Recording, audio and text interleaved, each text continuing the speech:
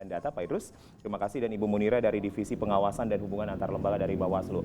Baik, kami juga nanti pemirsa akan mengundang Anda untuk berpartisipasi bersama kami melalui line telepon 0451 452 414, dan mungkin ini adalah topik yang sangat menarik karena kalau kita berbicara tentang data pemilih memang acap kali ini sering menjadi miskomunikasi di lapangan. Nah, mungkin Anda ingin bertanya begitu dan menyampaikan pendapat Anda, bagaimanakah harusnya KPU dan Bawaslu kemudian dalam proses coklit pencocokan ini dan lebih akuntabel begitu, lebih transparansi untuk kemudian menetapkan DPT atau data pemilih tetap kita nanti di Pilkada di 9 Desember 2020 mendatang. Baik, saya ke Pak Idrus dulu. Pak Idrus, rasa-rasanya bahagia begitu dari KPU ketika ada PKPU nomor 5 yang sempat, ini banyak opsi Pak, bahkan ada opsi yang kemudian mengatakan diundur saja sampai 2021. KPU sendiri melihat seperti apa kemudian akhirnya Pilkada ini digelar, tetap digelar di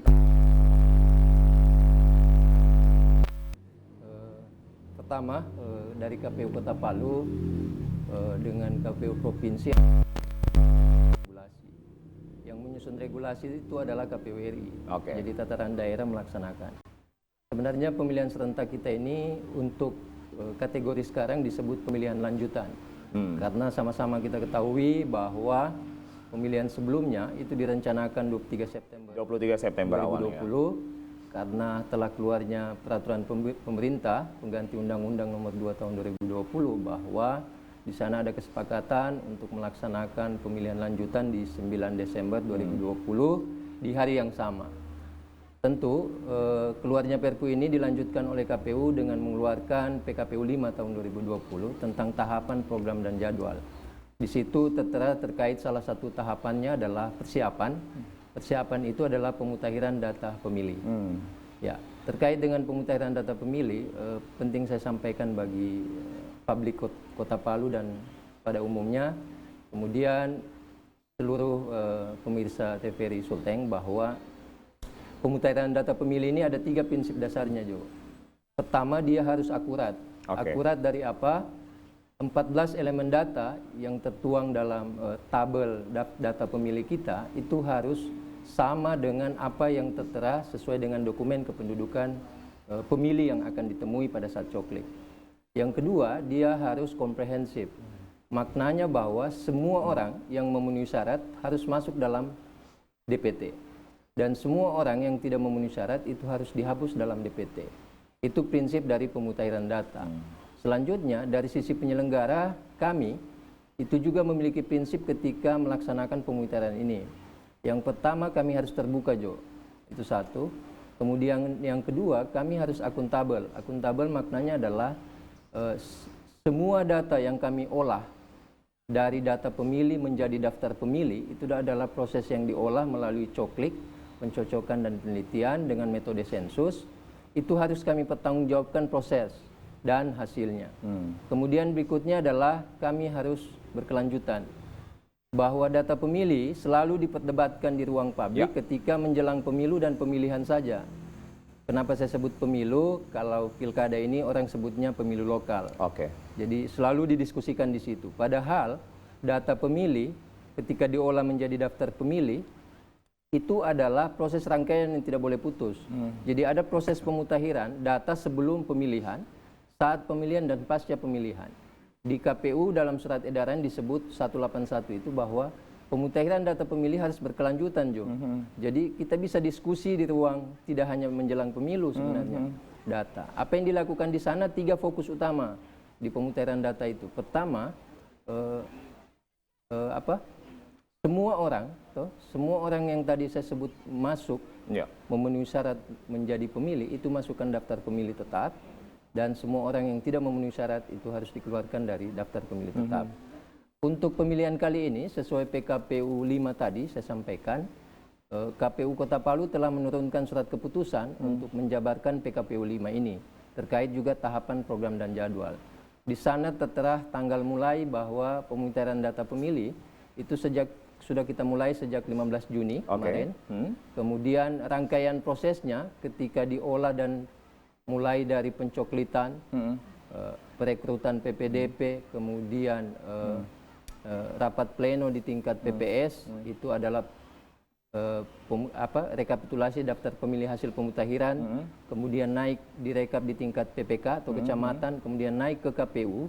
KPU merekap daftar pemilih hasil pemutahiran tersebut, menetapkan menjadi daftar pemilih sementara. Oke, DPS. Setelah itu ya kita publikasikan ke publik di ruang-ruang publik untuk mendapatkan masukan dan tanggapan.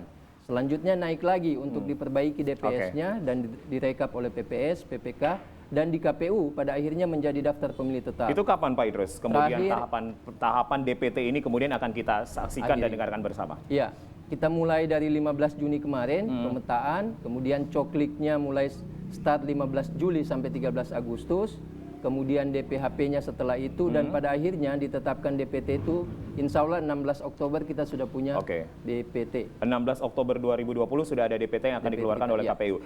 Pak Idrus, kalau kita kemudian melihat DPT untuk saat ini, karena harusnya kan memang tahapan sudah dilakukan sebelum pandemi, namun setelah itu kemudian sempat diberhentikan dulu dan dipertanyakan apakah pilkada akan digelar atau tidak. Nah, sekarang ada PKPU nomor 5 yang menetapkan pilkada tetap digelar tahun 2020. Jumlah DPT kita pada saat sebelum pandemi itu ada berapa, Pak? Ya. Kota Palu ya? Jo dan teman-teman pemirsa TVRI sekalian, pertama kita memulainya dari mengacu kepada data pemilu 2019. Pileg Pilpres ya Pak? Iya, Pilpres itu 213.000. Ini Palu Pak ya? Palu. 213.957. Oke. Kemudian kita sandingkan dengan DP4 namanya. DP4 itu bersumber dari data Dirjen Kependudukan dan Catatan Sipil melalui Kementerian Dalam Negeri menyerahkan ke KPU. KPU melakukan sinkronisasi dengan 3 pendekatan. Pertama, memasukkan potensi data pemilih pemula, yakni mereka yang akan berusia 17 tahun sampai di hari H, dan mereka yang telah beralih status. Maksudnya TNI Polri itu ketika pensiun, itu wajib kita masukkan bagian dari pemilih pemula, karena baru pertama kali memilih. Ketika kami sandingkan, itu ada menjadi hari ini, data yang insya Allah akan datanya per hari ini Pak? Per hari ini diimpun? Kurang lebih 260.000. 260.000, berarti ada kenaikan kurang lebih 50.000 sekian. Kurang lebih 50.000 untuk kemudian diinput ke dalam Sidali untuk diprint dalam bentuk formulir AKWK yang kemudian akan diserahkan dan dibawa oleh PPDP untuk dicoklik.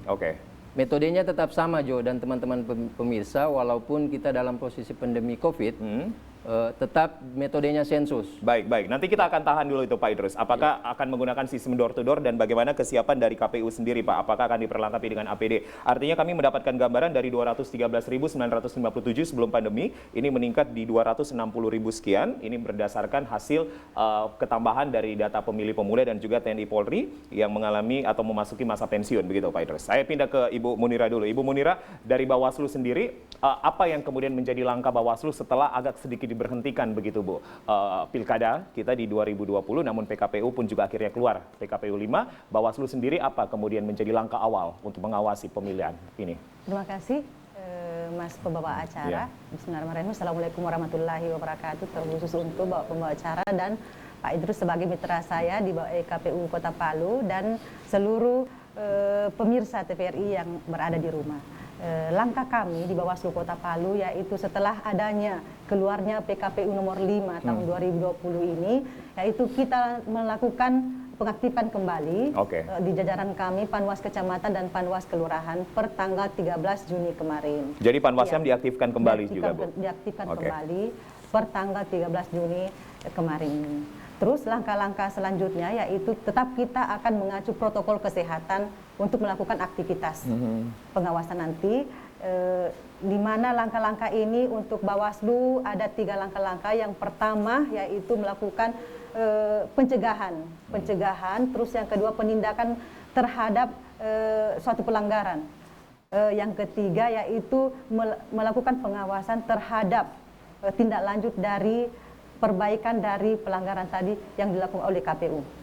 Iya, jadi pertama yaitu pencegahan itu kita sudah melakukan himbauan kepada KPU untuk sekiranya melakukan tahapan ini, melakukan pemutahiran data pemilih ini sesuai dengan prosedur dan tata laksana sesuai dengan perundang-undang yang berlaku. Prosedur dan tata laksana apa, Bu, yang kemudian akan disosialisasikan dan disinergitaskan Sesuai dengan PKPU Pemutahiran Data Pemilih. PKPU Pemutahiran Data Pemilih. Oke, kemudian Ibu Terus, dilanjutkan. yang kedua, tetap kita berkoordinasi dengan pihak lembaga yang terkait seperti Dukcapil, Dukcapil dan pihak TNI dan Polri. Oke. Dukcapil ini kita berkoordinasi terkait dengan data yang sudah melakukan perekaman, dan jumlah yang belum melakukan perekaman tetapi sudah mempunyai hak pilih. Oke. Terus yang TNI Polri kita akan melakukan koordinasi terkait berapa yang sudah pensiun, berarti dia sudah bisa menggunakan hak pilihnya, dan berapa yang sudah menjadi TNI Polri. Jadi sudah tidak bisa menggunakan hak pilihnya pada tanggal 9 Desember 2020 nantinya.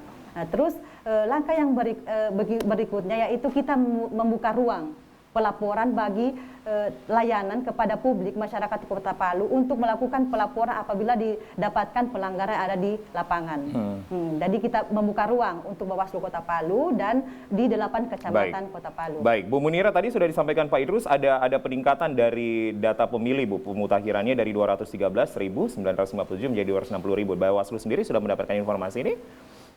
Iya, jadi nanti kita akan duduk bersama untuk mencermati, melakukan sinkronisasi terkait data tersebut, dan kami akan memastikan juga nanti apakah di form A formulir AKWK ini sudah dimasukkan DPK terakhir, karena kemarin ada DPK yang jumlahnya 3.764. Jadi akan kita melakukan pencermatan dan nantinya itu akan dilakukan coklit oleh PPDP. Oke, Bu Munira, pada tanggal beberapa hari sebelumnya begitu, ada rapat koordinasi bersama tim Sentra Penegakan Hukum Terpadu, Bu, setelah ditetapkan PKPU. Sinergi di situ kami pun juga mendapatkan ada sinergitas dan penguatan yang kemudian dihasilkan dalam pertemuan tersebut. Sebenarnya apa yang menjadi sinergitas antara Bawaslu dan semua lembaga? Karena tadi sudah disampaikan KPU juga, di Dukcapil juga, bahkan TNI Polri. Seperti apa, Ibu, sinergitas dan penguatannya? Iya, sinergitas kemarin memang kita lakukan rapat di kantor Bawaslu Kota Palu. Kita mengundang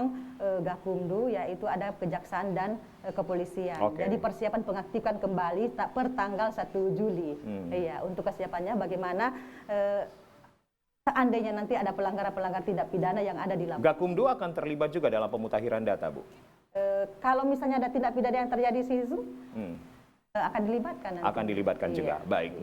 Pemirsa, kami mengundang Anda untuk bisa berinteraksi bersama kami di 0451 452 4414. Sekali lagi dari KPU dan juga Bawaslu hadir, dan ini satu kebahagiaan bagi kami karena perdana begitu setelah ditetapkannya PKPU nomor 5. Mungkin juga Anda yang masih bertanya-tanya apakah pilkada tetap digelar. Kami tegaskan kembali bahwa pilkada untuk memilih gubernur, wakil gubernur, wali kota dan wakil wali kota Palu, dan juga mungkin nanti ada beberapa kabupaten juga begitu Pak ya, yang akan melakukan pemilihan untuk untuk Bupati dan Wakil Bupati akan digelar pada 9 Desember 2020. Kami akan menerima telepon pertama dulu. Selamat malam.